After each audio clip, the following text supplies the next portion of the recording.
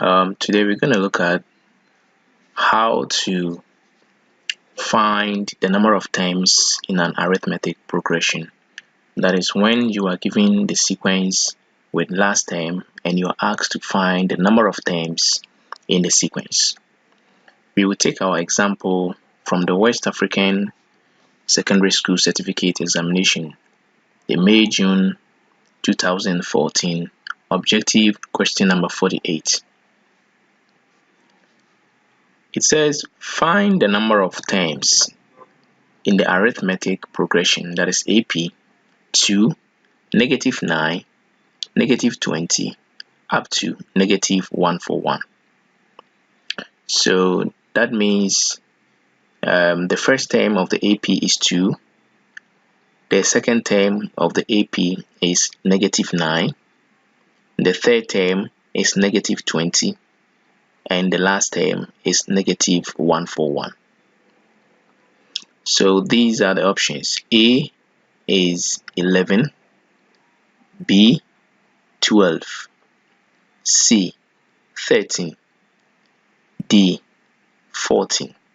So what the question is asking for is to find the terms in between, so that we can in between -20 and -141, so that we can count the number of terms from 2 to -141, and that will give the number of terms in the arithmetic progression. Alright, so we want to look at how you solve this using the calculator.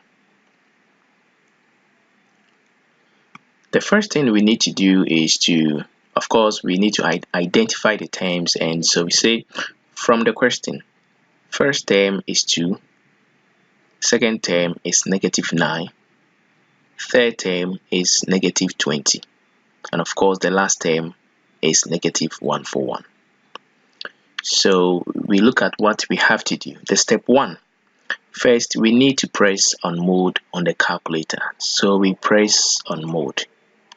The moment we press on mode on the calculator, we will see this. We will see complex, start, base n, equation, matrix, table, and vector. So in your book you will see this. You see the screen display, and that is of course what you see on the calculator. We now go on to the step 2.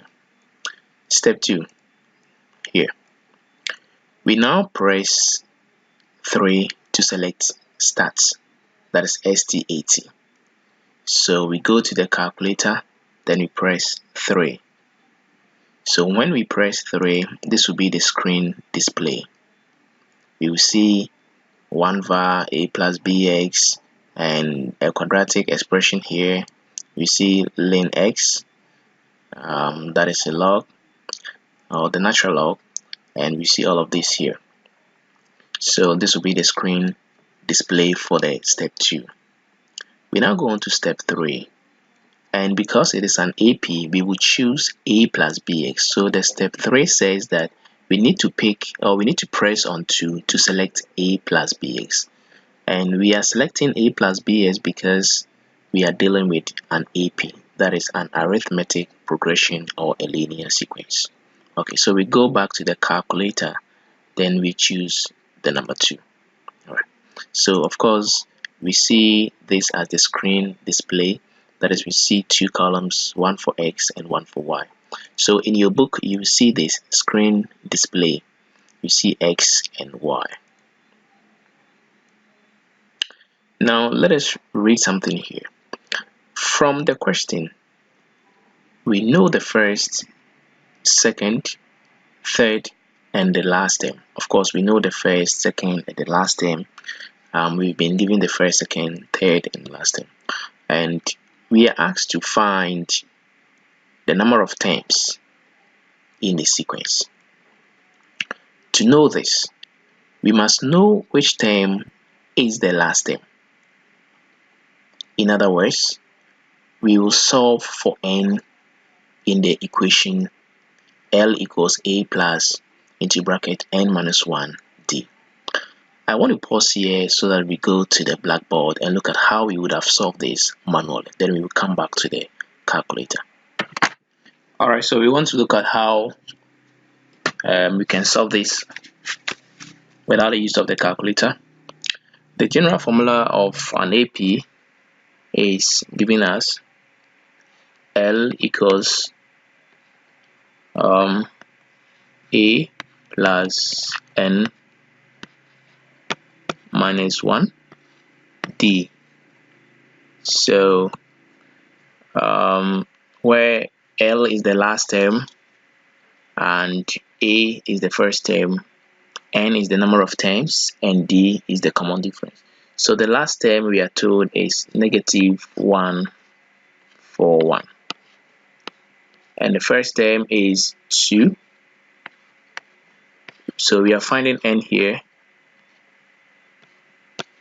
and the common difference is, a term minus the preceding term. So the sequence is 2, -9, and -20. So let's use just these two terms to find the common difference. So the common difference will be the -9 minus 2, and that gives -11. So we have -11 here. Okay, so that is that. Now let's expand this. -141 equals 2. So -11 times n, we have -11n. Then -11 times -1 here, you have +11. So let's simplify. We have 2 plus 11 here, and that gives us 13. Then we have -11n. So let's group like terms. Then we have -141 on the left. Let's bring the 13 to the left side. It will change sign to negative. We have this here. Then we will be left with -11n. So that is what we will have here. Okay, let's have the board clean and continue.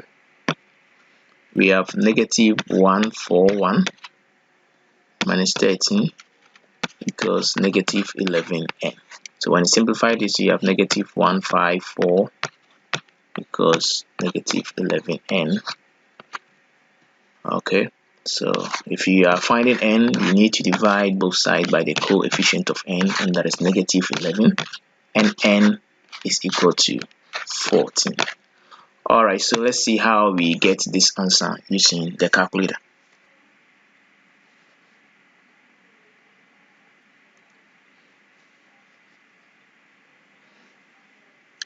Alright, so we're back and we are continuing from where we left off. So in order to solve for n, we have seen that we need to expand the bracket and make n the subject. Of course, n is the number of terms, L represents the last term, A represents the first term, N is the number of terms in the sequence, and D is the common difference.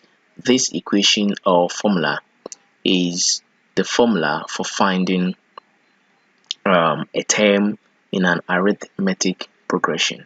It defines an arithmetic progression or a linear sequence where L is the last term, A is the first term, N is the number of terms, of course it's a positive integer, and D is the common difference. Now we fill the S column with counting numbers. That is, the S column holds the position of the terms. The terms are typed in the Y column. So from the question, first term is 2. We want to say it again here. Second term is -9. Third term is -20. So what we are going to do is to fill the X column with this. Now we are not considering the last term. The reason why we are not considering the last term is that we don't know where the last term falls. We don't know whether the last term is the 19th term or the 14th term or the 22nd term. So we will leave the last term out. As a matter of fact, all that we need to solve this is just 2 terms. So even using 3 terms is superfluous. We could have used just 2 terms. So let's go on with that. We now fill the X and the Y column. So let's go. First, we fill the S column, as I have said already, with counting numbers from 1 to 3. The reason is that we are using all the 3 terms. You too could have used just 2 terms, like say the first and the second term, or the second and the third term, or the first and the third term. Now that is because we know and want to use the first three consecutive terms in our calculation. So as I've said already, we are filling from 1 to 3 because we want to use the three consecutive terms that have been given to us in the question, and these are 2, -9, -20. Alright, so I have it here. That is, first term is 2, second term is 9, third term is 20. Okay, so now let's go to step 4. Step 4. So we are now going to enter the X column, and we fill the X column with numbers from 1 to 3. So we press 1 in X column, then we go to step 5, we press 2, step 6, we press 3. Okay, so we go to step 4. Step 4, we press 1 and press on the equal sign. We press 2 and press on the equal sign. That is the step 5. And step 6 over here, we press 3 and press on the equal sign. So that is how it will look on the calculator, and that is the screen display. So we have it over here. Now the column Y will be filled with zeros. So as we work through the X column, the Y column will be filled with zeros. So the Y column by default was loaded with zeros. As we work through the X column, the terms are typed in the Y column. So we are not going to type the terms over here. So the terms are, the first term is 2. So what you have to do is you have to use the arrow keys or cursor keys to scroll up to the Y column, and you make sure cursor is at the first row, first column. So I'm going to do it over here on the calculator. So I'll press the right cursor key, and I'll press the upper 1, 2, 3 until I'm back in the Y column at the first row, first column. Alright, so step 7, I have to press 2 because 2 is the first term. So 2, and I press on my equal sign. Step 8, I have to press -9 and the equal sign because -9 is my second term. So -9, I press on the equal sign. Step 9, I have to press -20. Of course, this is my third term. So the negative, you can use the minus if you want to, -20 to press on the equal sign. Okay, so when you do that, that is how it will show on the calculator, and this will be the screen display here. That is, the first term is 2, second term is -9, third term is -20. So we are now going to solve the question after entering the data. So we go to step 10. We press AC to clear the screen. It is very important that we press AC to clear the screen, because if we do not do that, we will have a different screen which will allow us to edit the data. But since we are not interested in editing the data, we press on AC, then we go on to the next step. So now we go to step 11. And step 11 says we are to press -141. Now the reason we are pressing -141 is that -141 is the last term. Now what we are doing essentially is to find out where -141 falls. We know that 2 is the first term, so it is typed against 1. We know that -9 is the second term, so we type -9 against 2 on the calculator here. We also know that -20 is the third term, so we typed -20 against 3 as the third term here. But where does -141 fall? Where does it fall? We don't know where it falls. So that is what we are finding. And when we know, or if we are able to find where -141 falls, then we can know the number of terms in the sequence. So we press negative. First, we need to press AC, as I said earlier on. That is the step 10 to clear the screen. Then you go on to step 11. We press -141. Then you go to step 12. Press shift and press 1. Shift. So when you press on shift, make sure you have this S at the upper left corner of the calculator. Then you press on 1. So this will be the screen display on the calculator, and of course this is what I have here. You see this in your book. 1 type, 2 data, 3 sum, 4 var, 5 reg, and 6 min max. Alright, so step 13, you press 5 to select reg, and reg means regression. So you press 5 here, then this will be what you see on a calculator, the screen of the calculator. So we have 1 to 5 over here, A, B, R, and X and Y with correct sign. So step 14, you press 4 to select the X with caret. Now the reason why we are now selecting X with caret is that we want to know where the number -141 falls. Remember, I said that the X column is used for the position of the numbers, whereas the Y column is used for the terms or the numbers themselves. Alright, so I press on 4, then I have this on the screen. So what this essentially means is that I'm looking for where the number -141 falls, along the sequence. Of course, it is the last term, but is it the 45th term or what? That is what I'm looking for. So after that, all that I have to do, so let's read something here. This asks for the counting number at which the last term -1414 falls. So what we're saying is that this expression here asks for the counting number. So what we are saying here is that this -141 asks for the counting number or the positive integer where the -141 falls. Step 15, that is the last step, you press the equal sign for your answer. And you see on the calculator 14. So the screen outputs will be 14.